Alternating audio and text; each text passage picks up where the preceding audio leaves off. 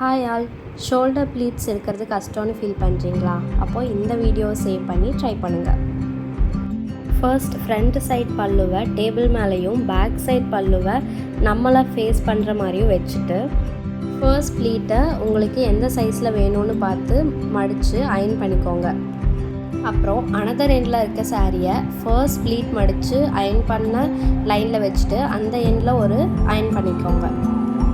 இதே steps repeat பண்ணிட்டு வந்தீங்கன்னா உங்களுக்கு இந்த மாதிரி லைன்ஸ் கிடைக்கும். இப்போது ஃப்ரண்ட் சைட் பல்லும் நம்மளை பார்த்தும் பேக் சைட் பல்லும் டேபிளை பார்த்து வச்சுட்டு ஃபர்ஸ்ட் ப்ளீட் மடிச்சுட்டு நெக்ஸ்ட் ப்ளீட்டுக்கு அந்த லைன்ஸ் கலெக்ட் பண்ணிட்டு வந்தால் நமக்கு பர்ஃபெக்ட் ப்ளீட்ஸ் கிடச்சிரும். நான் இங்கே 15 ப்ளீட்ஸ் எடுத்திருக்கேன். அதை ப்ராப்பராக கலெக்ட் பண்ணி சேஃப்டி பின் வச்சு செக்யூர் பண்ணிக்கோங்க. உங்கள் ஷோல்டர் ப்ளீட்ஸ் ஹைட் வரைக்கும் ப்ளீட்ஸ் கலெக்ட் பண்ணி பின் வச்சு செக்யூர் பண்ணிக்கோங்க.